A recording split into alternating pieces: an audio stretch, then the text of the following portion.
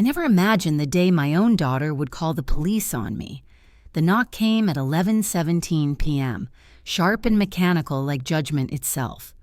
I was sitting at the kitchen table, still wearing my reading glasses, surrounded by open bills and a cold cup of tea. The sound made me freeze. When I opened the door, 2 officers stood under the porch light. "Ma'am, we received a report of financial abuse," one said, holding a clipboard. My name, Helen Carter, was printed right at the top. For a second, I thought it had to be a mistake. Then I saw the name of the complainant, Lisa Carter, my daughter. They said she claimed I'd stolen her money, that I was withholding funds from her upcoming wedding, that I'd controlled her financially for years. I stared at them, my mouth dry. Stolen, controlled. I wanted to laugh, but the sound wouldn't come. I'd spent the last 3 decades making sure she never went without. I'd saved, budgeted, and sacrificed so she could go to college, start a business, chase her dreams. Now, I was standing in my own doorway being treated like a criminal for saying no for the first time in my life. When they asked if they could come in, I stepped aside, automatically numb. The older officer had kind eyes, but his questions were clinical. "When was the last time you handled her finances, Mrs. Carter? Did you withdraw any money from the joint account?" "Was there an argument tonight?" I answered truthfully. No, and yes. Yes, there had been an argument hours earlier when I told my daughter I had canceled the wedding loan she'd taken out under my name. I hadn't shouted. I hadn't accused her. I'd simply said I couldn't sign off on the debt anymore. Lisa had exploded. Her voice echoed in my ears even now. "You're ruining my life. Do you know how this makes me look? You promised." She had stormed out, slamming the door so hard the picture of her father fell off the wall. Now, apparently, she'd followed that up by calling the police. I watched as one officer glanced around my small living room, the family photos, the bookshelves, the faint scent of lavender polish. Everything about my home screamed ordinary, but inside me something had cracked. "I didn't steal anything," I said. Finally, my voice shaking. I was protecting her. From herself. He nodded slowly, jotting notes. "People say that a lot in these cases, Mrs. Carter." His tone wasn't unkind, but it carried a weary neutrality that told me he'd seen too many family feuds. "We're not here to arrest anyone. We just need your statement." I looked past him to the night beyond the porch. Black sky, cold wind, the street lamps flickering like tired eyes. Somewhere out there, Lisa was probably crying, telling her fiancé that her cruel mother had ruined everything. She always knew how to play the victim. But even as that thought surfaced, guilt followed it. She was my child, my only one. And somehow, despite everything I'd done right, we had ended up here. When they left, I locked the door behind them and stood in silence. The ticking clock filled the house like a heartbeat. My reflection in the dark window looked like a stranger, a gray-haired woman in a cardigan clutching her chest as if holding in her heart. I whispered to no one, "What have I done?" The truth was simple. I had canceled the wedding loan because I discovered it wasn't a wedding loan at all. It had started 3 months ago when Lisa called me with excitement spilling through the phone. "Mom, Derek proposed. We're setting a date for September. I just need your help with one tiny thing." The tiny thing turned out to be a $45,000 line of credit. She wanted me to co-sign, she said, because my retirement income looked stable and would get her a better rate. I hesitated. After my husband died, I'd promised myself never to mix family with finance again. But Lisa's voice had that tremble, the same one she'd used when she was 8 and wanted a pony. "It's just paperwork, Mom. You won't have to pay a dime, I swear." She swore, and I believed her. At first, I saw nothing unusual.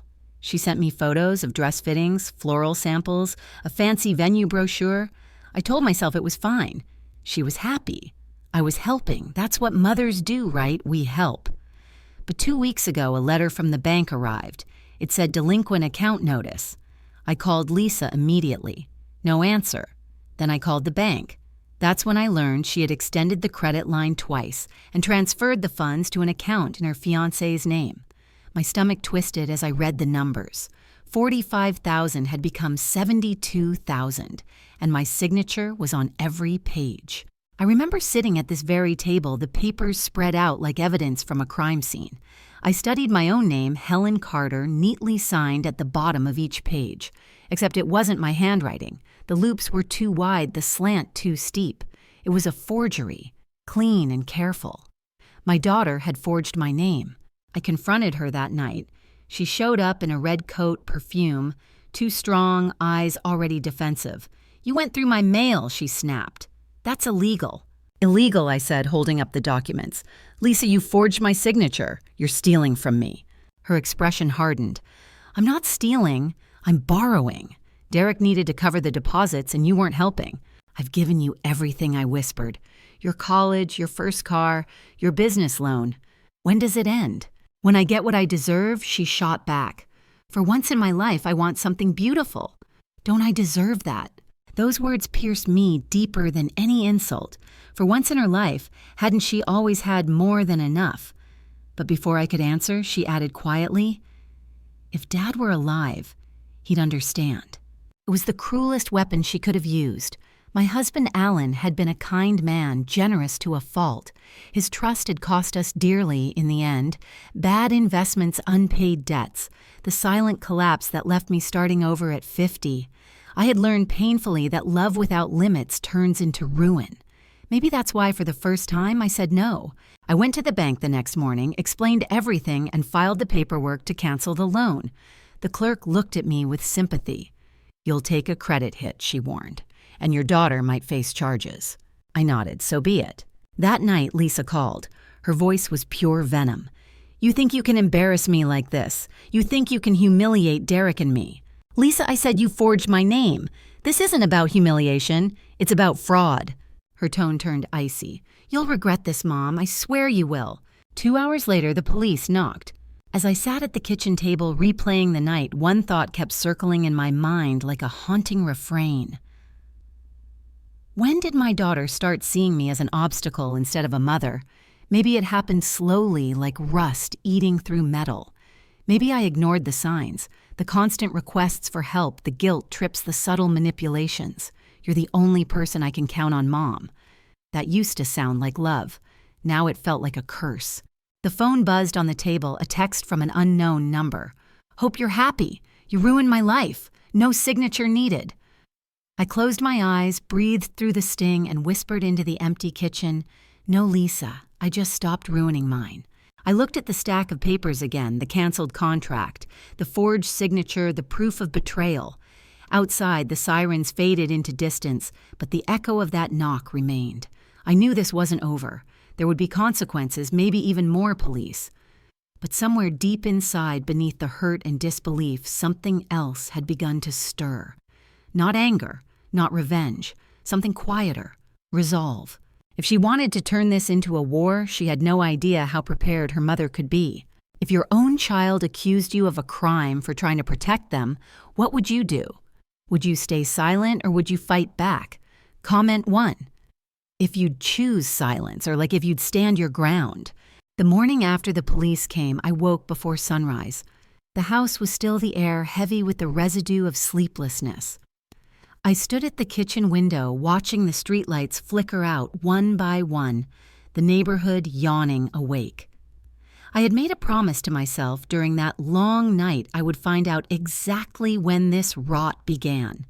Somewhere between the girl who once made me Mother's Day cards, out of glitter, and the woman who called the cops on me, something had gone terribly wrong. It started, I realized, on the day she announced her engagement. I can still hear the way her voice trembled over the phone, half excitement, half triumph.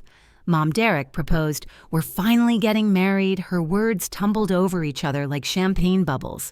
For a moment I was swept into her joy. I imagined her walking down the aisle, radiant and certain the way I once was. I'd lost my husband, yes, but at least my daughter had found someone to love her. That thought had given me comfort and I clung to it. 2 weeks later, she came over with Derek. He was polite, too polite, the kind of man who smiles without warmth, whose eyes never match his words. "Mrs. Carter, I just want you to know, Lisa means everything to me," he said, shaking my hand with practiced sincerity. "We're planning something modest but elegant, nothing extravagant." Lisa giggled beside him, pressing her manicured fingers to his arm. "You'll love it, Mom." But there's one little thing we need your help with." I should have seen it coming. The pause.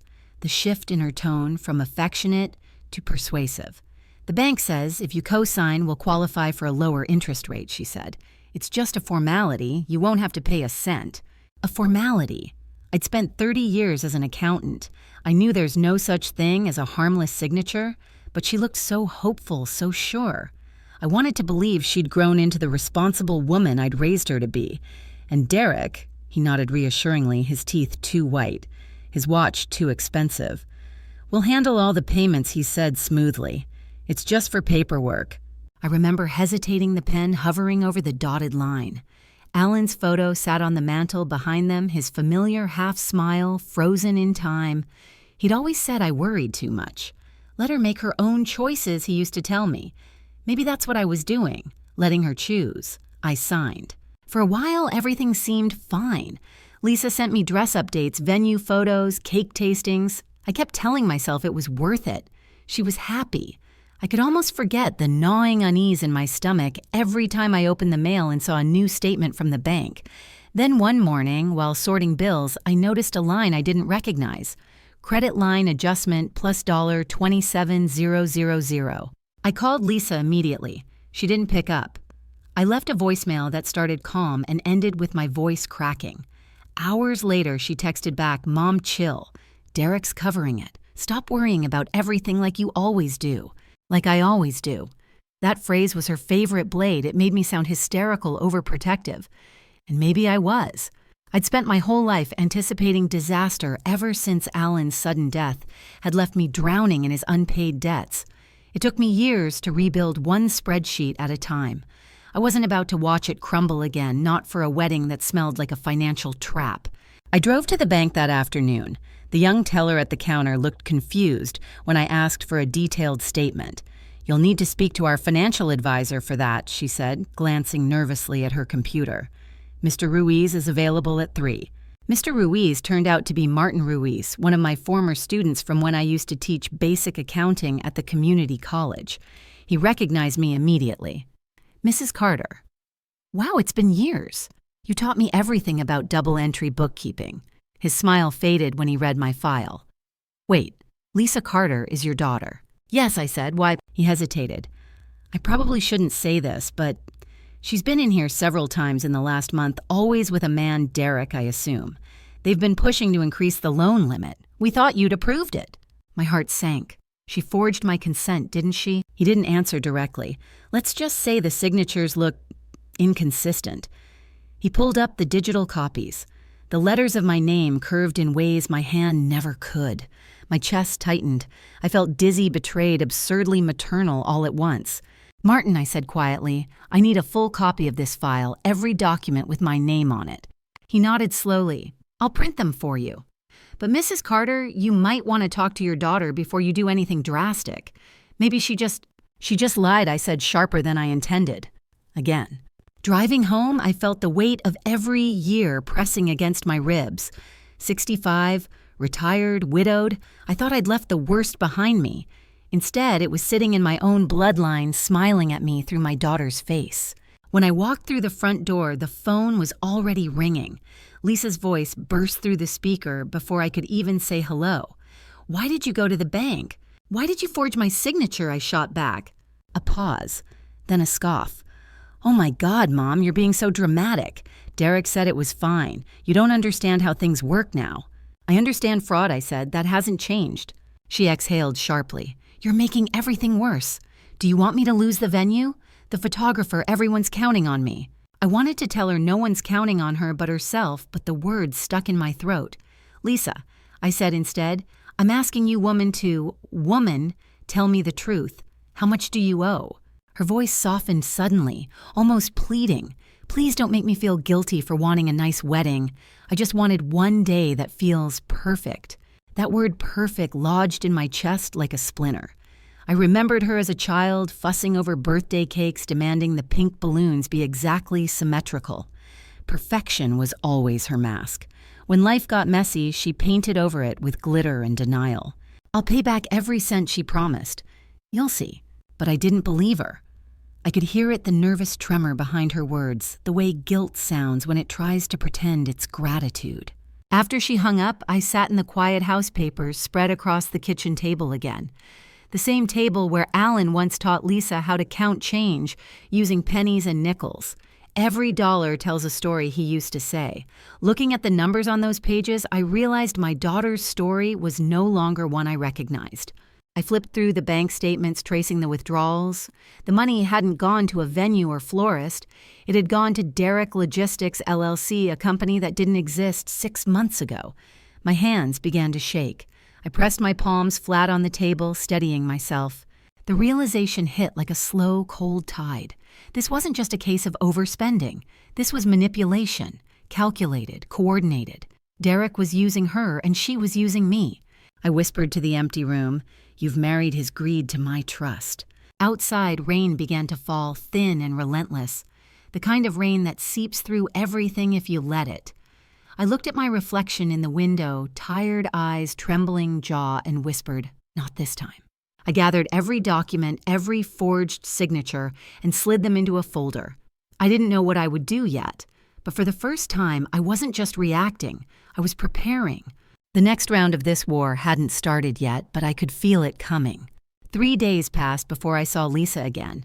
In that time, I went from shock to a cold, mechanical focus. My kitchen table had become a war room, papers arranged in tidy rows, every transaction circled, every forged signature annotated in red. Years of accounting had trained me to see patterns, and the one emerging now was unmistakable. Every wedding expense led back to Derrick. The man was laundering money through my name. On the 4th morning, Lisa showed up without warning. I heard her car door slam and felt the old ache between my ribs. When I opened the door, she was standing there in designer sunglasses and a new coat that probably cost more than my month's pension. She smiled like a realtor closing a deal. "Mom, can we talk without the drama this time?" I let her in, though every instinct screamed not to. She sat at the table, crossing her legs neatly. "Okay, before you start lecturing me," she said, "I just want to explain. Derrick's business needed a temporary boost. He's expanding shipping contracts, new clients. The wedding funds got tangled up with his company expenses, but it's all legal." "All legal," I repeated. I reached for the folder and slid one of the bank statements across the table. "Explain this then. 45,000 transferred to a shell company with no registration, no employees, and a non-existent tax ID. That's not legal. That's criminal." Her lips tightened. "You've been digging through my accounts." "They're my accounts," I said, my voice sharper than I intended. "You forged my name, Lisa." She leaned back in her chair, shaking her head. "You're unbelievable. You've always had to control everything, my grades, my friends, my career. Now my wedding. You just can't stand that I'm doing something on my own." "I'm not trying to control you," I said. "I'm trying to keep you out of prison." Her eyes flashed. "You think you're some kind of hero? You're just bitter because your life fell apart, and you can't stand to see mine work." The words hit harder than I expected. She'd always known where to strike, right at the soft parts. "Your father's death nearly ruined us," I said quietly. "Do you remember that? The collectors, the mortgage, the nights we ate canned soup because I couldn't afford groceries. I swore I'd never sign another contract I didn't understand. But I signed this one for you." She rolled her eyes. "Oh my God, Mom, stop living in the past. This isn't about Dad. It's about you needing to feel like the martyr again." For a moment, I couldn't speak. The kitchen light hummed overhead, a single bulb flickering like it couldn't bear to stay on. "You're lying to me," I said finally, "and you're lying to yourself." "Fine," she snapped, standing up. "Believe whatever you want. Derrick says you're jealous anyway." I laughed bitterly. "Jealous of what, his fake company or your pending bankruptcy?" She gasped as if I'd slapped her. "You have no right." "I have every right," I said. "You put my name on those papers." She grabbed her purse, furious tears spilling down her cheeks. "You're toxic," she said, her voice trembling. "No wonder Dad drank himself to death." Then she was gone, the front door slamming so hard the frame rattled. Her words left a taste like metal in my mouth. Toxic. The same word Alan had hurled at me the night he emptied our savings into a doomed business. Back then, I'd stayed silent. I'd cleaned up the wreckage, paid the bills, smiled for our daughter, but I wasn't that woman anymore. That afternoon, the phone rang. "Mrs. Carter." It was Martin Ruiz from the bank.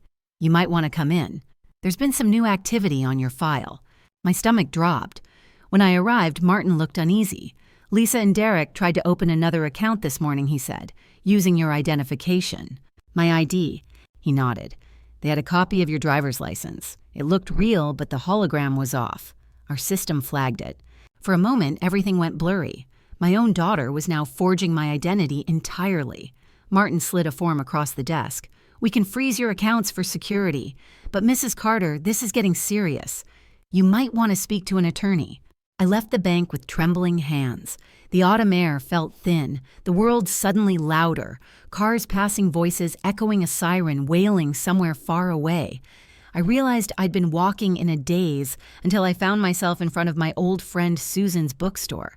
She'd known me since college, one of the few people who'd seen me survive the worst. Inside, the bell chimed as I entered. Susan looked up from the counter. "Helen, you look like you've seen a ghost." I sat down heavily on the nearest chair and told her everything, the forged signatures, the fake loan, the police. When I finished, she was silent for a long time. Then she said softly, "You always protected her too much." I thought that was what mothers do. Not when protection turns into rescue. You taught her that consequences don't apply to her.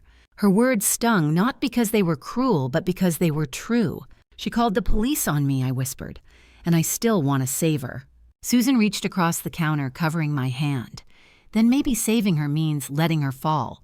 That night, I opened a bottle of wine I'd been saving since Alan's funeral. I poured one glass, then another, but couldn't taste a thing.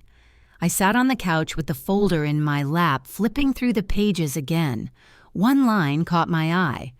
"Transaction approved by secondary account signatory, D. Lang." Derek's signature. I looked closer. It matched the handwriting on the forged copy of mine. The same loops, the same tilt. He hadn't just coached Lisa, he'd done it himself. The next morning, I drove to Lisa's apartment. She answered the door, wearing a robe and holding a champagne glass. Derek stood behind her, smirking. "Well, look who finally decided to visit," he said. "I want to talk to my daughter," I said, trying to keep my voice steady. "We don't have anything to talk about," Lisa muttered. "You made your choice." I stepped inside anyway. The apartment was filled with boxes labeled wedding decor, but most of them were unopened. Instead, the coffee table was stacked with invoices from luxury stores, jewelry, watches, designer shoes. "You call this a wedding," I said. "You're buying yourselves a lifestyle with money that isn't yours." Derek's smile vanished. "Watch your tone, lady." Or what I said, turning to him. "You'll forge another signature. Or maybe you'll hide behind my daughter again while you drain her dry." Lisa's face turned pale. "Mom, stop it. You don't know what you're talking about." "Oh, I do," I said, holding up the copy of the fake documents. "I know everything. You're not marrying a husband, Lisa. You're marrying a con artist." Derek's jaw tightened. "You should leave before I make you." I laughed, but it came out brittle. "You can threaten me, Derek, but you can't erase evidence. It's all here, and I've already sent copies to my lawyer." That was a lie, but it was enough to make him step back. Lisa looked between us, torn. "Mom, please," she whispered. "You're ruining everything." "Everything I said. Lisa, he's using you. Can't you see?"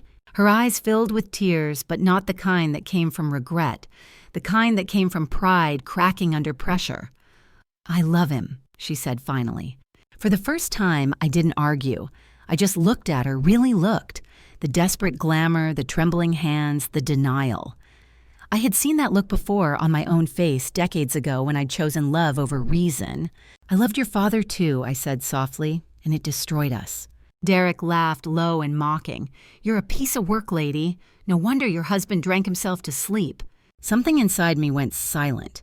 I walked to the door, turned back once, and said, "You can lie about me all you want, Derek, but lies have receipts, and I keep mine." When I closed the door behind me, my knees nearly buckled, but I didn't fall. I walked down the hallway out into the cold sunlight and kept moving until the shaking stopped. That night, I received a call from Susan. "Helen, I saw something," she said. "There's a rumor spreading online. Lisa posted that you stole her savings and ruined her wedding. People are commenting, calling you a monster." My throat tightened. So now it's public. "Yes," Susan said gently. "But don't panic, you have proof."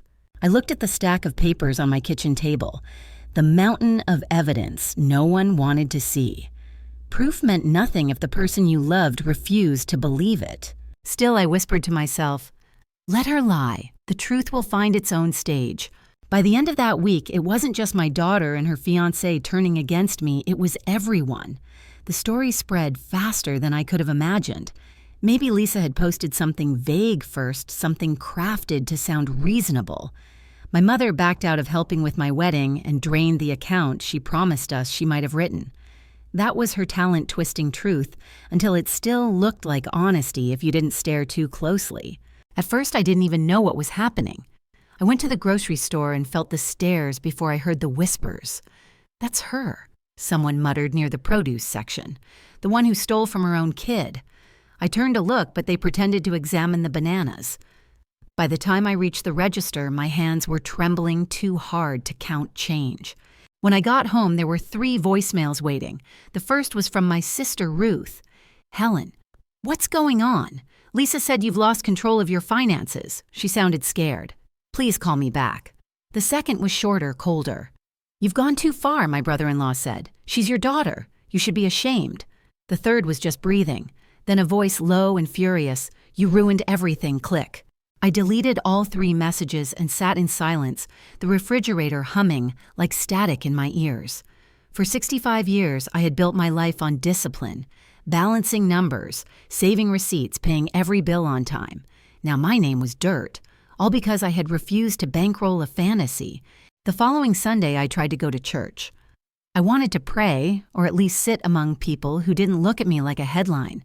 But the moment I walked through the doors, conversations died mid-sentence. People turned away. Even the pastor's smile faltered before he recovered it. During communion, no one would sit beside me. I left before the final hymn. Outside, the autumn air felt brittle, like the world might shatter if I breathed too hard.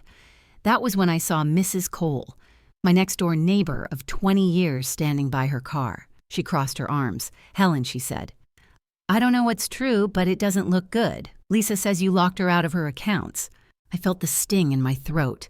Mrs. Cole, please. She's lying. She forged my name. I had no choice.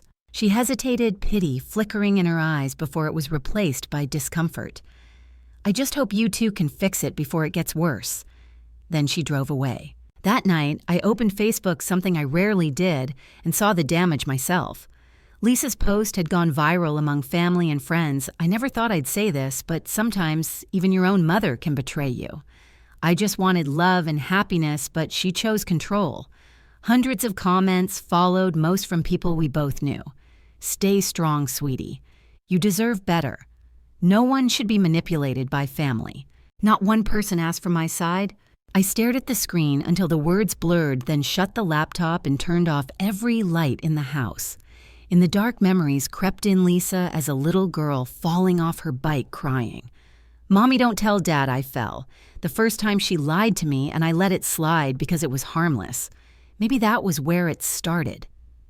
The small lies that grew fed by forgiveness. By Tuesday, the pressure became tangible. My mailbox filled with envelopes stamped in red. The bank had frozen my account temporarily because of the identity theft investigation. I couldn't access my savings.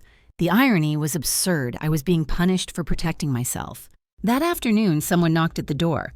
I half expected the police again, but it was my old coworker, Janet, holding a casserole dish. I just wanted to check on you, she said softly. People are talking, but I told them there has to be more to the story. For the first time in days, I felt a flicker of warmth. Thank you, I said, my voice cracking. She placed the casserole on the counter and lowered her voice. I shouldn't tell you this, but Lisa and Derek came by the accounting office yesterday. They asked about your pension funds. Derek said they were helping you manage things because you were getting forgetful. My blood ran cold. Forgetful. She nodded grimly. They wanted your pension administrator's contact information. I told them they'd need a notarized letter from you. I gripped the counter to stay upright. They weren't just stealing money, they were trying to paint me as senile. Preparing the story for when they took everything. After Janet left, I locked every window and door. Then I sat in the living room surrounded by piles of documents, trying to remember who still believed me. The list was short. Susan maybe. Martin at the bank. Everyone else had either turned their backs or was too afraid to get involved. That evening, I called Lisa. She answered on the third ring, her voice sugary and strained. "Mom, if this is about the Facebook thing I was just venting, you shouldn't take it so personally." "Venting," I repeated. "You've turned half the town against me." "Oh, please," she said. "You embarrassed me first. You went to the bank behind my back." "I went because you forged my signature." She sighed as if I were a child throwing a tantrum. "You keep saying that, but you don't have proof." "I have everything I said. Statements, copies, witness testimony. Do you want me to show them to the police again?" She laughed a short, bitter sound. "You already tried that. Remember, they didn't arrest me. They probably saw what I see, an old woman losing her grip." Her words hit like ice water. "You're trying to make me look incompetent." "I'm not trying anything," she said. "You're doing that yourself." Then she hung up. I sat there staring at the dead phone. I'd spent my entire life teaching her to be independent, and now she was using that lesson as a weapon. The next day, I went to the pension office myself.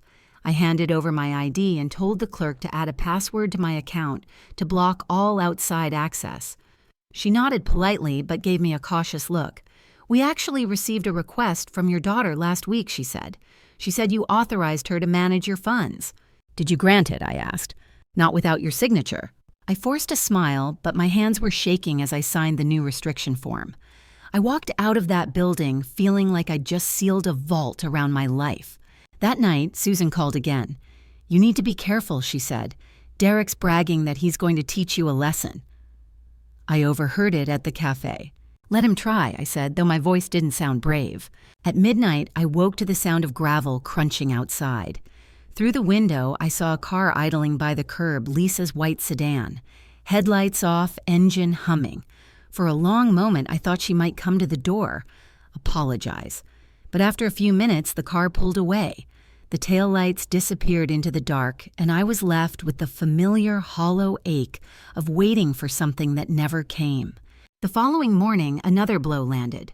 My supervisor from the part-time tutoring program called. "Helen, I'm sorry, but we've received some complaints. Someone emailed saying you've been unstable lately, that you shouldn't be handling students' finances. Until we clear it up, we have to suspend your position." I didn't ask who sent the email. I already knew. I hung up, staring at the small desk where I used to balance other people's books for extra income.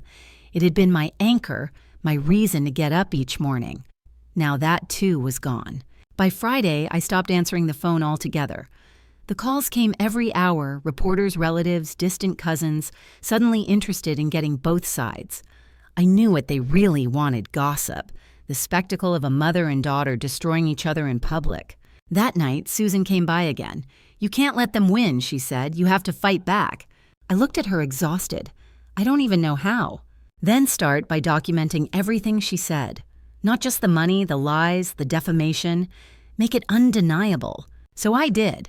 For 2 days straight, I worked like I was back in my office years ago, spreadsheets, printed emails, timestamps. Every transaction, every quote, every post. I filled an entire binder with evidence. And as I built that case, something strange happened. The fear began to thin, replaced by anger, not the wild, hopeless kind, but the steady burn of purpose. On Sunday, I got another message from Lisa. "Mom, we're coming over. You can either sign the release for my account or I'll have to take further action. Don't make this harder than it has to be." Further action, I repeated aloud, tasting the words. There it was, the threat wrapped in civility. I set the phone down and stared at the binder on my table. I didn't know what further action meant, but I was done being afraid of it. If she wanted a war, I was ready to fight one built on facts. Still, as I walked through the quiet house, locking every window, a single question haunted me: when did love turn into leverage? The answer, I realized, didn't matter anymore. What mattered was what I did next. And that decision, once made, would change everything. The morning they came for me was quiet, the kind of deceptive calm that settles before a storm. I'd been awake since dawn, sitting in the living room with a cup of coffee that had long gone cold, listening to the tick of the clock on the wall.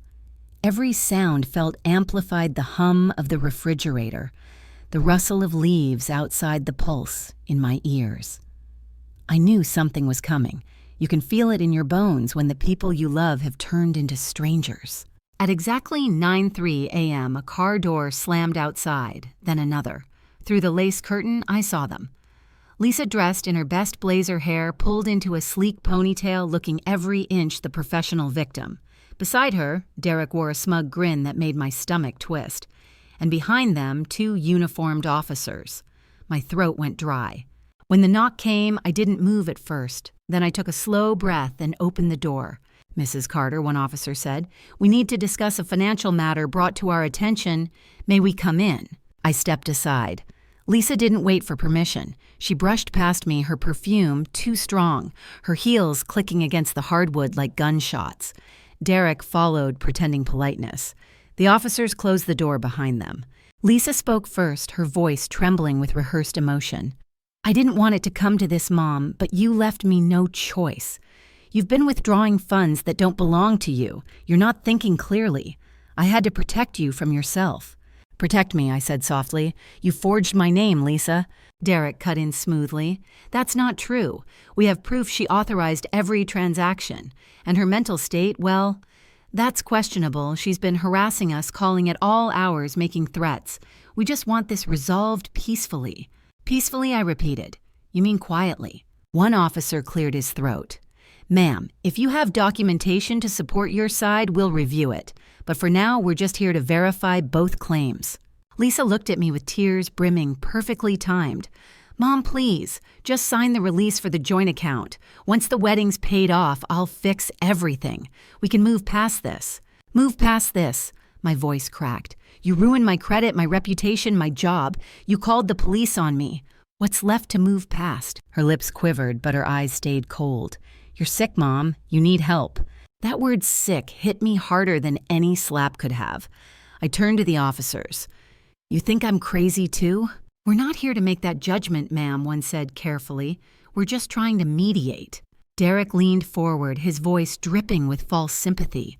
"Look, Helen, nobody wants this to get ugly. Just sign the papers. It's a simple authorization. We'll take care of the debt and you can rest easy. Isn't that what you want?" For a second, I actually wavered. Maybe it would be easier to sign, end the noise, the shame, the exhaustion. Maybe surrender was the only way to keep the peace. But then I looked at Derek's eyes, calm, calculating, already convinced he'd won, and I remembered Alan's face years ago after his last bad deal. The same smug certainty, the same arrogance. I'd cleaned up that mess. I wasn't about to clean up another. "I'm not signing anything," I said quietly. Lisa's mask cracked. "Then I'm pressing charges." She turned to the officers. "You heard her. She admitted she withdrew the money." "I withdrew it because it was my account," I said. "You used my identity to open it. Every penny was in my name." Derek snorted. "Good luck proving that." The officer sighed, clearly tired of the family drama. "Ma'am, we'll need to see your financial records. If you don't have them ready, we can escort you to the station to take your statement." "I have everything," I said. "Right here." I went to the table where I kept my binder, my fortress of evidence, and flipped it open. Every page was in order bank statements. Photocopies notarized letters from the bank confirming the signature inconsistencies. I handed them the first set. Lisa scoffed. "That's not real. She made those herself." "She's delusional." Derek chimed in. "She's been forging our names now, trying to cover her tracks." I felt a laugh rise up, brittle and hollow. "You really think I'm that stupid?" He smirked. "You've already proven it." Something in me snapped. For 65 years, I'd been quiet, reasonable, the kind of woman who apologized for taking up too much space. But in that moment, my silence became fuel. "You can say what you want," I said, my voice rising. "You can twist the story, play the victim, hide behind your lies, but I have the truth. And I'm not afraid to use it." Lisa's face hardened. "Fine. If you want to embarrass yourself, go ahead. But when this goes to court, I'll make sure they know how unstable you've become." The word unstable echoed in the room like a curse. The officers exchanged uneasy glances. "Ma'am," one said cautiously, "if there's a medical condition affecting your decision-making, it's best to disclose that now." I looked at him stunned. "I'm not sick. I'm not confused. I'm a retired accountant who knows how to read numbers, and those numbers prove I'm telling the truth." He nodded slowly, perhaps realizing there was more to this than he'd been told. "All right, Mrs. Carter. We'll take these documents for review. You'll be contacted soon." Lisa crossed her arms. "Can we be done here?" When they left, the house felt colder than before. I sank into the armchair, exhausted, staring at the space where Lisa had stood. For a long time, I couldn't move. Then I noticed something. One of the folders was missing from the table. The folder containing the letter from Martin Ruiz, the bank employee, who had confirmed the forged signatures. My heart pounded. I rushed to the door, but their car was already gone. I called the police station immediately. "This is Helen Carter. One of your officers took an evidence folder that wasn't logged. The dispatcher promised to look into it." I hung up, shaking. Had Lisa taken it or Derek? Either way, the only physical proof tying her to the forgery was gone. That night, I barely slept. Every creak of the house sounded like footsteps. Every car outside made me flinch. Around midnight, the phone rang. I almost didn't answer, but something in me wanted to hear her voice again, even if it hurt. "Mom," Lisa said quietly, "you should have just signed. Now it's too late." "Too late for what?" I whispered. "You'll find out," she said, and hung up. The next morning, I found out. Someone had posted a local news article online. "Daughter accuses retired accountant of financial abuse." My name was right there in bold. The story quoted Lisa directly painting her as a victim of elderly neglect and emotional control. They even had a photo of me taken without my knowledge, probably from her Facebook. The comment section was a feeding frenzy. I closed the laptop, my hands trembling. There was a knock at the door again. For a moment I thought it was the police returning, but when I opened it, it was Susan. Her face was pale. "Helen, I just saw the article. Are you okay?" "Do I look okay?" I said, tears threatening. "They're destroying me, Susan." She stepped inside, her expression hardening. "Then you fight back. You still have digital copies of everything, right?" I scanned them, yes, but the folder. "Doesn't matter," she said. "As long as you have the files, you have proof. We'll back them up in multiple places. If they try to erase you, we'll make you impossible to silence." Her words steadied me. Together, we set up my old laptop. She showed me how to upload every document to the cloud, how to timestamp each file. The glow of the screen lit her determined face. For the first time in weeks, I felt less alone. But just as hope began to flicker, the power went out.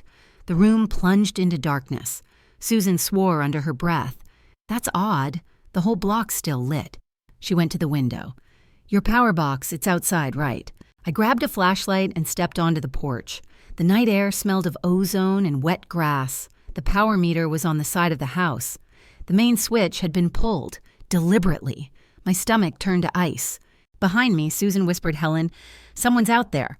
From the end of the driveway, headlights flared. Lisa's car again, only this time she didn't drive away. She rolled down the window, her face illuminated by the dash glow. "You should stop digging, Mom," she said, her voice calm, almost gentle. "You're just making this worse." "Worse for who?" I said, stepping closer. She smiled sadly. "For you."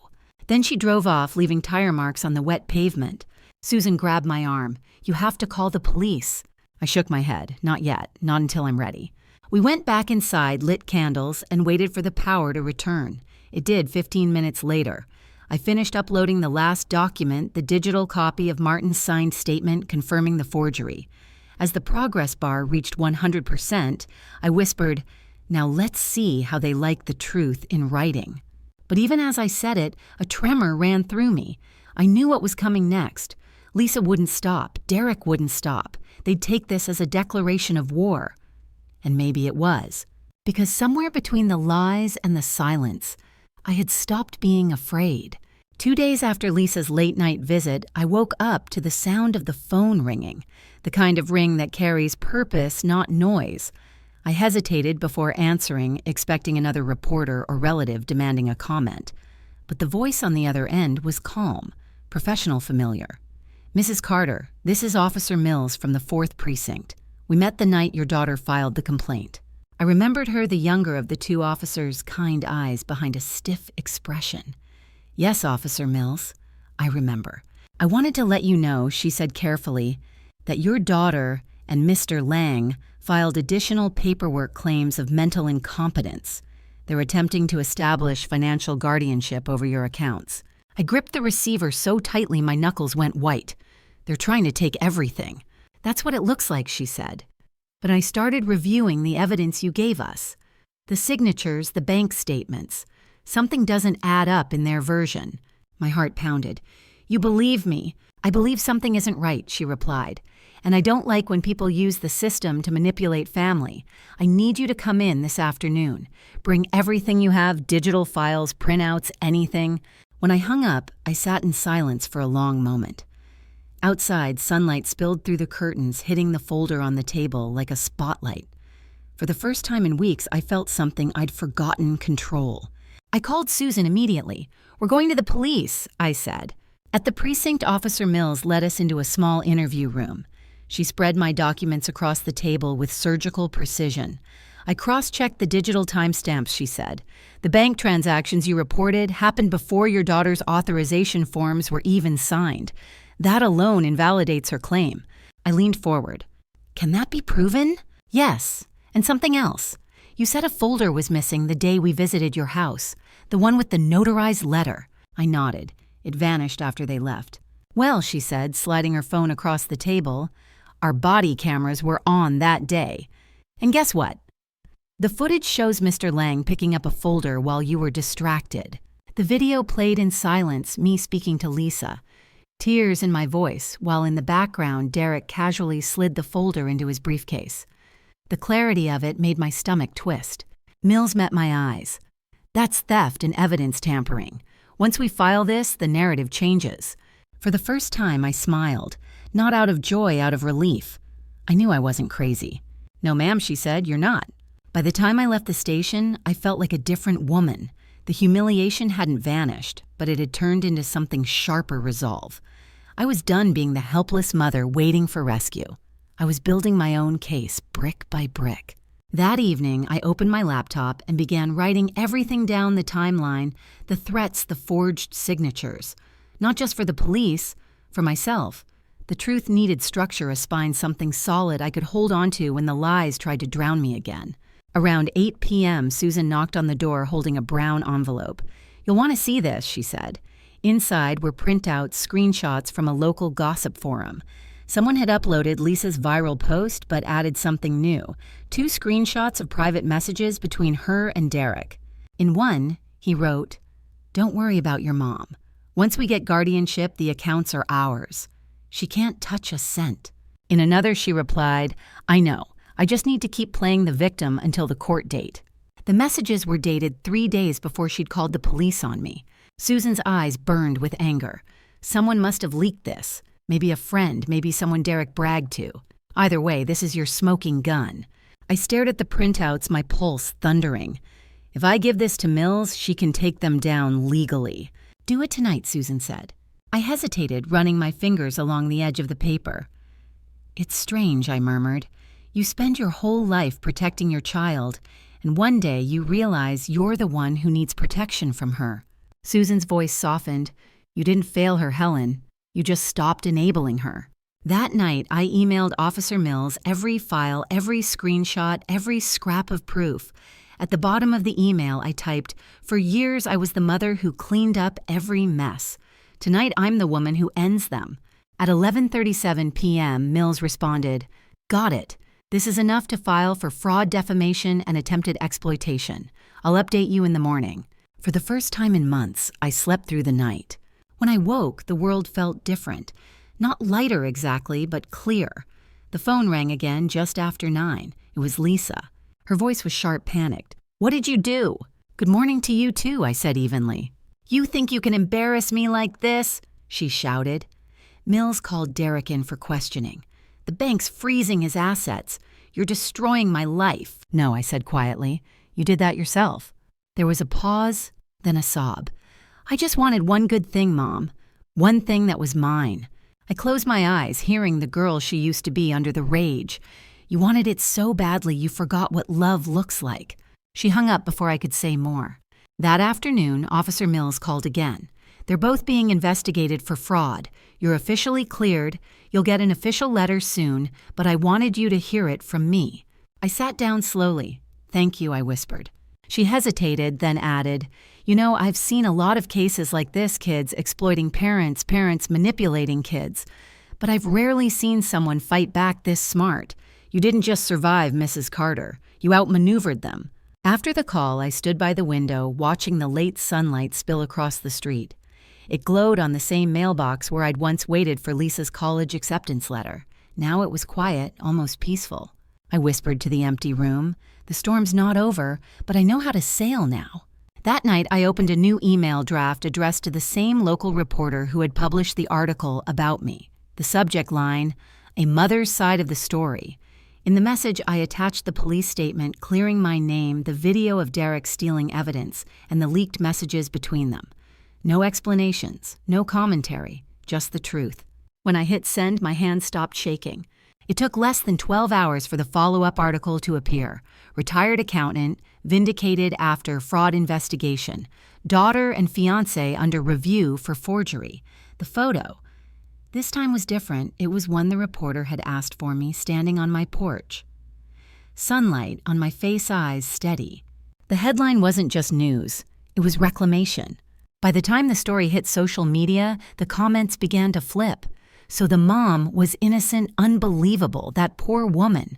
It didn't erase the pain, but it rewrote the ending. That night, Susan came by with takeout. We sat on the couch, eating Chinese food straight from the cartons, watching the rain streak the windows. "So what now?" she asked. "Now," I said, thinking. "Now I wait. For the apology that may never come. For the quiet that follows the truth." She smiled softly, and after that, I looked at the stack of cleared papers on the table, the evidence, the closure, the years of exhaustion distilled into justice, and said, after that, I start living again. Because somewhere between the lies, the police, and the headlines, I had remembered something I hadn't felt in years, my own strength. If someone you love turned you into a villain to cover their own sins, would you forgive them or would you fight back? Comment 1 if you'd forgive, or, if you'd finally stand up for yourself. It was raining when I saw her again. Not the soft, merciful kind of rain that washes things clean. This was the relentless kind cold, and punishing the kind that makes you question whether the sky itself is angry. I hadn't planned to see Lisa. After the article came out, after the police cleared my name, I told myself it was over. I'd done what I had to do. But peace has a way of demanding confrontation. That afternoon, Officer Mills called. "They've both been summoned to make official statements," she said. "You're not required to be there, but I thought you'd want to know." I should have said no. I should have let the law handle it. But curiosity, or maybe something softer, more painful, pulled me in. So I drove to the station in the rain, the wipers scraping across the windshield in a slow, tired rhythm. Lisa was already there when I arrived, sitting in the lobby beside Derek. Her eyes were swollen, mascara smudged. Derek looked different, too. Disheveled, nervous, his phone clutched like a lifeline. When he saw me, he muttered something to her, then got up and walked out, probably to make another call to whatever lawyer he could still afford. That left just the two of us. She didn't look up at first. I could see the tremor in her hands as she twisted a tissue into knots. I stood a few feet away, unsure whether to speak. For a moment, all I could think about was the little girl who used to sit in that same position on our porch steps, waiting for me to come home from work. She'd wait with her backpack beside her, pretending she wasn't lonely. "Lisa," I said finally. Her head snapped up. The defiance was gone from her face. What replaced it was worse fear and exhaustion. "You shouldn't be here," she whispered. "Maybe not, but I needed to see you." "Why?" she asked, her voice cracking. "So you can watch me fall apart." I took a slow breath. "No, so I can understand how we got here." She gave a bitter laugh. "You already know how. You just don't want to admit it." "Try me," I said. Her eyes narrowed. "You think you're some kind of victim, but you're not. You've been controlling my life since I was a kid. Every choice I made, every mistake, you were right there waiting to remind me I'd failed. You think being perfect made you a good mother, but it just made me hate myself." I felt those words sink deep like stones in water. "Lisa," I said softly, "I was never perfect. I was terrified. After your father died, I didn't know how to protect us, so I tried to protect everything money time you. I thought if I kept things orderly, nothing else could hurt us." Her lip trembled. "You never trusted me. You never gave me reason to," I said before I could stop myself. The words came out sharper than I intended. Her shoulders stiffened. "See, that's it. You can't help it. You'll always think I'm some helpless kid who needs saving." I stepped closer. No, Lisa, I don't think that anymore. I think you're an adult who made choices, bad ones. But you're not helpless, you never were. She looked at me for a long time, eyes filling again. You embarrassed me, she said finally. You made me look like a criminal. You did that yourself, I replied. But you can still choose what happens next. Her gaze dropped to the floor. Derek says it's not over, that he'll sue you for defamation, take everything you have left. I almost smiled. Derek doesn't have a case, Lisa. He barely has a name left. The truth is already public. She covered her face with her hands. I didn't mean for it to go this far. I just wanted things to be easy for once. I thought if I had the wedding, the house, the picture-perfect life, everything else would fall into place. That's not love, I said quietly. That's desperation. And you can't build a life on desperation. It rots from the inside. Her sob broke the silence between us. The sound was raw, unguarded, and for a brief second I saw the little girl again, the one who used to run to me after nightmares. My heart ached so badly I almost reached for her, but I didn't. Not yet. Mom, she whispered through tears. Am I going to jail? I don't know, I said honestly, but I do know you're the only one who can make it right. She nodded slowly, wiping her face. I told them the truth this morning, about the signatures, the loans, about Derek. The air left my chest. You did. She nodded again. He said it would ruin both of us, but I couldn't keep lying. They have everything now. He's the one they're after. For a moment I couldn't speak. Relief and sorrow collided in me like two tides crashing. That took courage, I said finally. She laughed bitterly. Too little, too late. It's never too late to tell the truth. Her eyes lifted to mine, red and tired. You still believe that? I have to, I said. Otherwise, none of this means anything. She looked away, her voice barely a whisper. I don't know how to fix this, Mom. Start by fixing yourself, I said. The rest will follow. For a long moment, neither of us spoke. The station hallway echoed faintly with the sound of a phone ringing somewhere, a door opening and closing. Then very quietly, she said, I'm sorry. The words were so small I almost missed them. But they were there, fragile, trembling, real. I wanted to believe them. Maybe I did. I know, I said softly, so am I. She looked up again, her eyes searching mine for something mercy, maybe, or love. I wasn't sure which. But when I saw the way her shoulders slumped, I understood she wasn't asking for forgiveness. She was asking for permission to start over. Before I could answer, the door opened. Officer Mills appeared, folder in hand. Mrs. Carter, she said, thank you for coming. We're wrapping up. Mr. Lang's been detained pending charges. Your daughter's statement helped. Lisa flinched at the sound of his name. Is he? He's in custody, Mills said. He won't be bothering either of you again. Something in Lisa's face broke not relief, exactly, but the hollow realization that the man she'd built her life around was gone.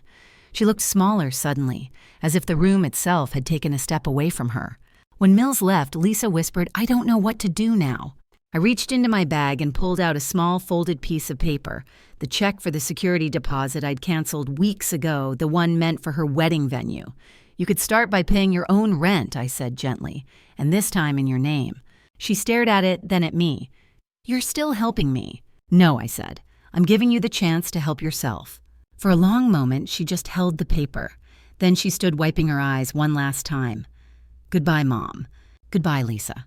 She walked away, her heels clicking down the corridor until the sound faded completely.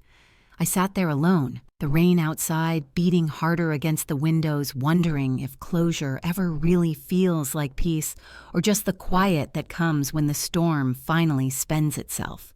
Either way, I'd survived it. The courtroom was smaller than I'd imagined. No grand marble pillars, no sweeping ceilings, just beige walls and buzzing fluorescent lights. Justice, it turns out, isn't dramatic. It's procedural, slow, deliberate. But the tension in that room felt heavy enough to crush the air out of my lungs. I sat at the plaintiff's table, hands clasped tightly in my lap. Officer Mills sat a few rows behind me, her quiet presence like an anchor. Across the aisle, Derek Lang adjusted his expensive suit, pretending confidence he no longer owned. His lawyer whispered something in his ear, but Derek wasn't listening. His eyes kept darting toward the doors as if he expected someone, maybe Lisa, to burst in and save him. Lisa wasn't there. She had made her statement the week before, confessing everything. The forgeries, the manipulation, the lies. Her testimony had broken the case wide open, but it had broken something in her, too. She'd refused to appear in court again. I didn't blame her. Sometimes shame is its own sentence. The judge entered a stern woman with reading glasses perched at the end of her nose. "This court is now in session," she said. "We're here to review the charges of financial fraud, identity theft, and defamation in the matter of Helen Carter versus Derek Lang." The words sounded foreign, as though they belonged to someone else. For months, I had been the one accused, the one defending myself. Now, for the first time, the world was calling me by my real name. Not criminal, not crazy, but victim. Derek's attorney began with the usual script. His client was misunderstood, the financial paperwork was a miscommunication, and I, an emotional mother, had misinterpreted it all. I sat still, letting the words slide off like rain on glass, because this time I wasn't the one who had to prove anything. When it was my turn, my lawyer, a composed woman named Andrea Fields, stood and began her quiet dissection of Derek's empire of lies. She laid the evidence out like a map bank. Statements. Digital timestamps the video of him pocketing my folder. Each piece landed like a nail in a coffin. Then came the moment no one could refute. Andrea held up the printed screenshots of Derek's private messages, the ones Lisa had leaked. "Your Honor," she said, "these messages show clear intent to exploit the plaintiff financially and to manipulate her mental state to gain control of her assets." This was not a misunderstanding. It was a scheme. The judge examined the papers, her face unreadable. "Mr. Lang, how do you respond?" Derek stood, his arrogance fraying. "Your Honor." Those messages were taken out of context. My relationship with Miss Carter's daughter was complicated, and complicated, Andrea interrupted, does not excuse forgery, coercion, or theft. He glared at her, then turned that same venom on me. "You wanted me gone from the start. You poisoned Lisa against me." I met his stare. "You didn't need my help for that. You did it yourself." The courtroom went silent. Even the judge looked up, assessing the man who'd built his confidence on manipulation and charm. It was gone now, every bit of it. When the verdict came, it was short and sharp guilty on all charges. Derek's face drained of color as the bailiff moved forward. The sound of the handcuffs clicking shut was softer than I expected, almost merciful. As they led him away, he turned to me one last time. "You think you've won," he said, his voice low enough that only I could hear. "But she'll never forgive you." For a heartbeat, I didn't know what hurt more, the threat or the truth in it. Afterward, I stood outside the courthouse steps under a washed-out sky. Reporters gathered at the edge of the sidewalk, their cameras flashing their voices overlapping in a flurry of questions. "Mrs. Carter, how does it feel to be vindicated? Do you plan to reconcile with your daughter? Do you have a message for victims of family fraud?" I paused before the microphones, blinking against the light. "Vindicated isn't the word," I said finally. "I didn't win anything. I just stopped losing." The murmurs rippled through the crowd, but I didn't wait for their next question. I walked down the courthouse steps, rain beginning to fall again in thin streaks. Officer Mills caught up to me halfway to my car. "You did it," she said softly. "I survived it," I replied. "That's not quite the same thing." She gave me a small smile. Most people don't even manage that. When she left, I sat in my car listening to the rain drum against the windshield. My phone buzzed once, a message from an unknown number. For a moment, I thought about ignoring it, but something made me look. It was Lisa. I saw the verdict. "I don't know what to say. I hope someday you'll understand why I did what I did." I read the message 3 times, waiting for the anger to rise, but it didn't. Instead, there was only a strange stillness, a hollow kind of acceptance. I typed back slowly, I already do, but understanding isn't the same as forgetting. Then I hit send and turned off my phone.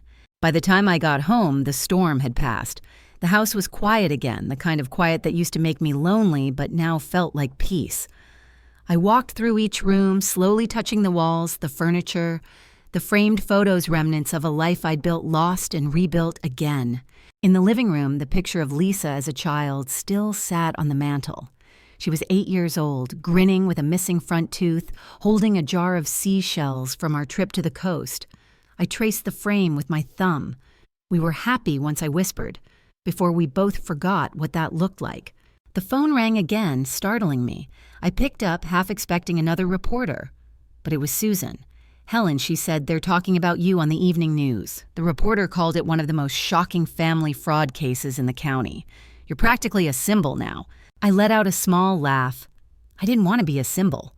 "Maybe not," she said gently, "but you're proof that the truth still matters." After we hung up, I made tea and stood by the window watching the neighborhood. People walked their dogs, children rode bicycles, life went on. But it felt different now, like I'd stepped out of the shadow I'd been living in for years. Later, I opened my laptop. An email notification popped up from the local news outlet that had smeared me months ago. "We'd like to interview you for a feature on resilience after betrayal." I closed it without replying. Some stories didn't need retelling, they just needed ending. Instead, I opened a blank document and began to type. Not for publication, not for revenge, just for me. "The truth doesn't heal you," I wrote, "but it sets the ground where healing can finally begin." Outside, the clouds parted, and a sliver of sunlight broke through. I let it fall across my hands, warm and steady. The storm was over. Justice hadn't given me back my daughter. It hadn't erased the scars, but it had given me something else, clarity. The kind of clarity that only comes when you've lost everything except yourself. And for the first time in a long time, that felt like enough. By the time the news of the verdict made its way through town, I had stopped checking the internet. I didn't want to see my name anymore. Didn't want to read strangers dissecting my life like it was an episode of television. But you can't escape a story once it's out in the wild. It finds its way to you whether you open the door or not. On Monday morning, Mrs. Cole from next door knocked, holding a grocery bag. "I brought muffins," she said, avoiding my eyes. "Blueberry. I figured you could use something sweet." I almost didn't let her in. For months, she'd been one of the voices whispering about me at the fence line, one of the people who believed Lisa's version without asking. But her voice was softer, now uncertain. "You don't have to explain," I said, stepping aside. "Come in." She sat at my kitchen table, fidgeting with her bracelet. "I'm sorry, Helen. I really am. Everyone was talking, and it just seemed, well, you know how gossip works." "Yes," I said quietly. "It works best when no one stops it." Her eyes filled. "You didn't deserve any of it." "No one ever does," I said, pouring her coffee, "but I appreciate you saying so." After she left, I thought that would be the end of it. But the story didn't die. It multiplied. By evening, the local paper had published a follow-up Community Reacts to Carter verdict. My photo was on the front page again, right next to Derek's mugshot. The comments below were a mix of outrage and admiration. Good for her. Mothers aren't doormats. I hope that girl realizes what she's done. My mom did the same thing to me. Money makes people crazy. Every sentence was a reminder of how public my private war had become. The next day, I went to the library hoping for quiet, but even there, whispers followed me. "That's her," someone said near the biographies section, "the one who took her daughter to court." Their tone wasn't cruel, just curious. I'd become a curiosity, a cautionary tale people could project themselves onto. When I got home, there were letters waiting in my mailbox. Not bills, real letters. One from a woman in Nevada who wrote, "I watched your story on YouTube. My son's been taking my disability checks. You gave me courage to stop him." Another from a man in Maine. "My sister forged my father's will. I thought no one would believe me until I saw your case. Thank you." Some letters were angry, accusing me of tearing apart my own family. "You should have forgiven her, not humiliated her. Blood is thicker than justice." Those words stung most because part of me agreed, but justice doesn't consult the heart before it acts. By Thursday, a reporter came to my door, a young woman with sharp eyes and a voice full of empathy. "Mrs. Carter, we're doing a follow-up segment," she said. "You've become an example of standing up to financial abuse. People are calling you a hero." I almost laughed. Heroes win battles. I just survived one. "Still," she said, lowering her camera, "you've inspired people. Would you like to say something to victims going through what you did?" I thought for a long moment. "Yes," I said finally. "Don't wait for permission to protect yourself, especially from people who say they love you." When the segment aired, my words were clipped to 10 seconds framed by dramatic music. Overnight, my inbox flooded. Strangers called me brave, strong, cold, heartless, depending on which side of the story they needed to believe. The world had taken my pain and turned it into content. One evening, as the sun sank behind the houses, I stood by the window watching the streetlights blink on. A car pulled into my driveway. For a heartbeat, I thought it might be Lisa, but it wasn't. It was Susan. She got out, holding 2 cups of coffee. "You're famous," she said with a wry smile. "You're trending online." I groaned. God help me. "No," she said, handing me the cup. "You helped yourself. People are finally talking about things they never did before: elder fraud, family manipulation, all of it. You started a conversation." "I didn't want a conversation," I said. "I wanted peace." She looked at me, her eyes soft but unwavering. "Peace doesn't come free, Helen. Sometimes you have to fight for it first." Later that night, I scrolled through my messages one last time. Amid the noise, one name stood out: Lisa. My stomach tightened as I opened it. "I saw your interview. I'm glad you're okay. I'm staying with Aunt Ruth for now. I don't expect forgiveness, but I wanted you to know Derek's gone. He took everything he could carry and left the state. I guess he always was who you said he was." I stared at the message for a long time before replying. "I don't want revenge, Lisa. I just want you to learn from this. I hope someday you find the kind of peace that doesn't need to hurt anyone else to exist." No answer came. Maybe none would. The next morning, I walked to the bakery downtown for the first time in months. People looked up when I entered. Some smiled, some turned away. Mrs. Wilson, the owner, handed me a paper bag. "On the house," she said, "for standing your ground." I smiled faintly. "Standing's easy when you've already been knocked down." She nodded. "Still takes strength to get back up." When I stepped outside, the air smelled of rain again, but this time it was clean, gentle, forgiving. Across the street, 2 teenage girls were taking photos beside the headline poster in the newspaper box. One of them pointed at my picture and whispered something to the other. When she saw me watching, she blushed and said, "You're kind of a legend, Mrs. Carter." A legend. The word felt strange, too big, like a costume that didn't fit. But as I walked home, I realized something: my story had become larger than my pain. It had turned into proof that truth, no matter how long it takes, still burns brighter than lies. And maybe that was the fire I had lit without meaning, to the kind that doesn't destroy, but illuminates. In the weeks that followed, the noise began to fade. Reporters moved on to fresher scandals, the cameras stopped appearing on my lawn, and my name gradually slipped from headlines into search results. For the first time in a long while, the silence didn't feel like isolation. It felt like oxygen. I spent the first few mornings cleaning. It wasn't that the house needed it, it was that I needed it. The act of scrubbing, folding, and dusting had always been my form of prayer, a way to bring order where life refused to offer any. I wiped down the kitchen counters until they shone, then stood at the window watching the world return to ordinary. The mailman waved. Mrs. Cole trimmed her roses.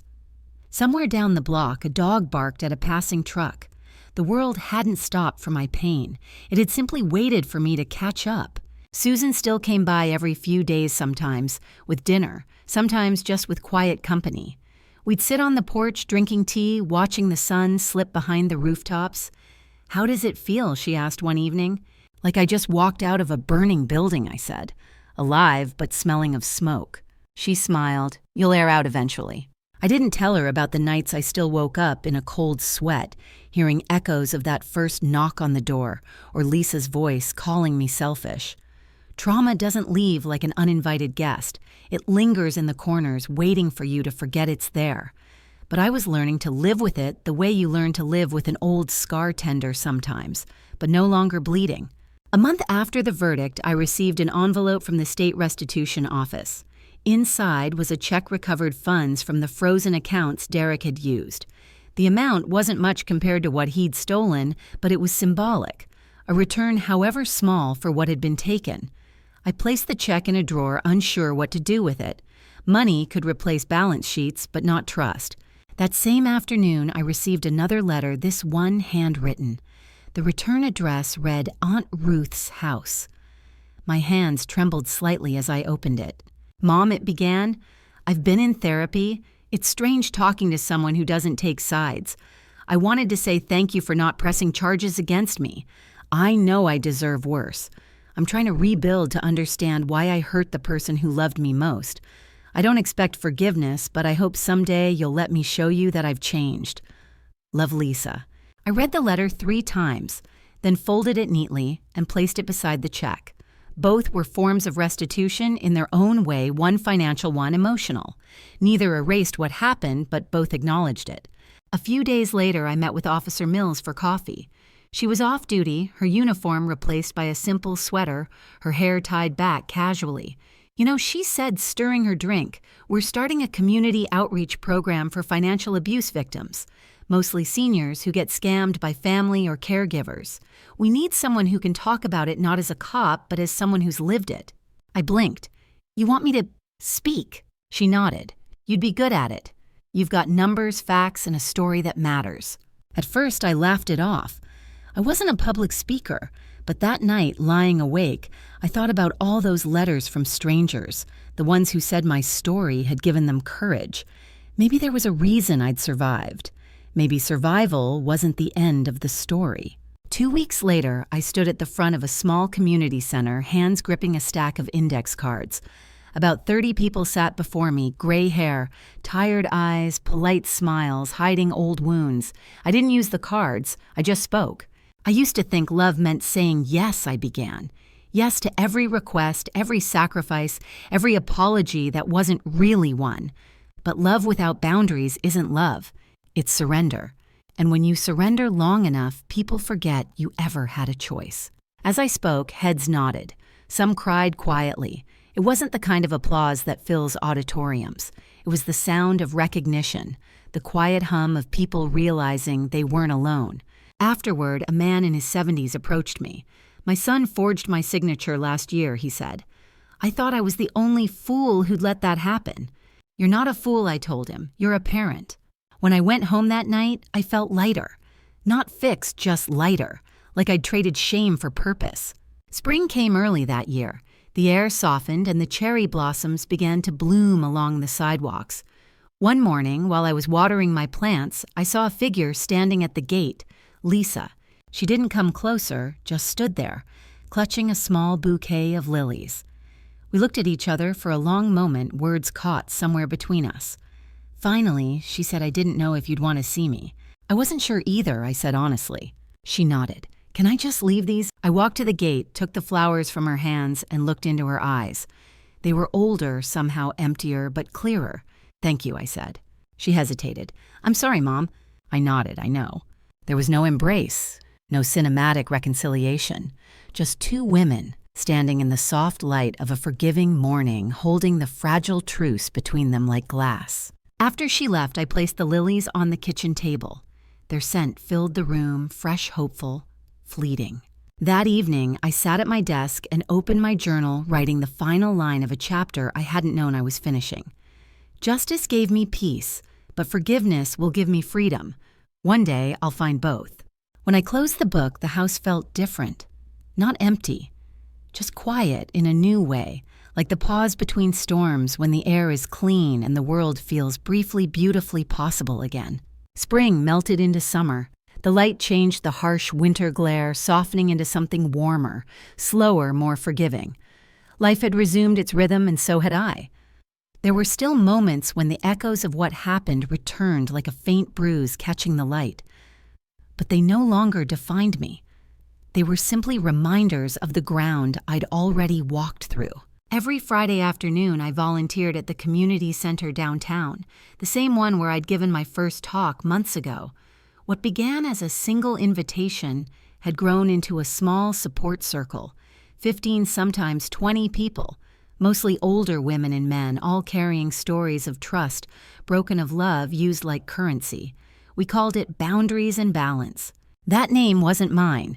It was suggested by a retired school teacher named Marion. She'd once said, "We're not here to build walls. We're here to learn where the doors should go." It stuck with me. On the day of our last meeting before summer break, I arrived early to set up chairs and brew coffee. The smell of cinnamon rolls from the nearby bakery drifted in through the open windows. It reminded me of all the mornings I'd spent waiting for life to start again. Now it already had. As people began to arrive, their voices filled the room, gentle laughter, quiet confessions, the sound of belonging. I noticed a new face in the back, a woman in her early 50s fidgeting with her hands. When the introductions went around, she hesitated. "My name's Clara," she said finally. "My son's been living with me for 2 years. He says he'll move out once he gets back on his feet, but—" Her voice broke. "He's taken over everything, my money, my house, my peace." I walked over and sat beside her. "You don't owe anyone an apology for wanting your life back," I said softly. "Love doesn't mean letting yourself disappear." Her eyes met mine, wet and searching. "I read about you," she whispered. "You're the reason I came." For a moment, I didn't know how to answer. There was something humbling about hearing your pain described in the past tense, like it no longer owned you, but lived now as a lesson for someone else. After the meeting ended, I walked outside with a paper cup of coffee. The street was lined with blooming magnolia trees, their petals falling like quiet snow. Across the way, a group of children were drawing with chalk on the sidewalk. One of them, no older than 6, drew a big circle around 2 stick figures and wrote in crooked letters, "Safe place." I smiled. Maybe that's all any of us were ever looking for. When I got home, I found a small envelope tucked under my doormat. No return address, just my name written in familiar handwriting. Inside was a photo of Lisa and me taken years ago at a fair, our faces sunburned and happy. Behind it, a short note. "I'm moving to Seattle for a new job. I think it's time I start from zero. I hope one day when you're ready we can have coffee. Love, Elle." I stared at the photo for a long time. I wasn't sure if I was ready, but the thought didn't hurt anymore. I placed the picture on the mantel beside the old seashell jar from our trip to the coast. The same jar she'd held as a little girl, the one I'd never thrown away, even when everything else felt lost. That night, I sat at my kitchen table, my old command post, once covered in legal papers and debt notices. Now, it held only a single notebook open to a blank page. I began to write, not as a record, but as a promise. I've learned that peace isn't the absence of conflict. It's the refusal to surrender your truth just to keep someone else comfortable. I've learned that forgiveness isn't about forgetting. It's about freeing yourself from the weight of what will never be fixed. And I've learned that love, the kind that lasts, is built on boundaries strong enough to hold both mercy and respect. I stopped letting the words sink into the paper. The house was silent except for the faint hum of the refrigerator, the rhythm of a life quietly rebuilt. I looked out the window. The moon was rising over the trees, soft and round silver light pouring into the room like an unspoken blessing. Outside in the small garden I'd started tending again, the lilies Lisa had brought weeks ago had begun to bloom. I walked out barefoot, the cool earth grounding me, and crouched beside them. The petals trembled in the night breeze, but they stood upright, resilient. Survivors of neglect, like me. I brushed my fingers across one bloom and whispered, "We made it." The air smelled of rain and soil and renewal. Somewhere in the distance, a train horn echoed a sound of leaving, of moving forward.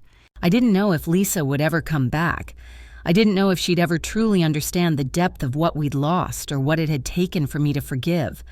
But I knew this: I would always be open to the possibility of healing, not because she deserved it, but because I did. When I went back inside, I closed the notebook and placed it on the table beside the seashell jar. 2 pieces of my life, past and present, side by side, quietly coexisting. I poured myself a cup of tea and sat down, listening to the night settle. For the first time, the quiet wasn't heavy.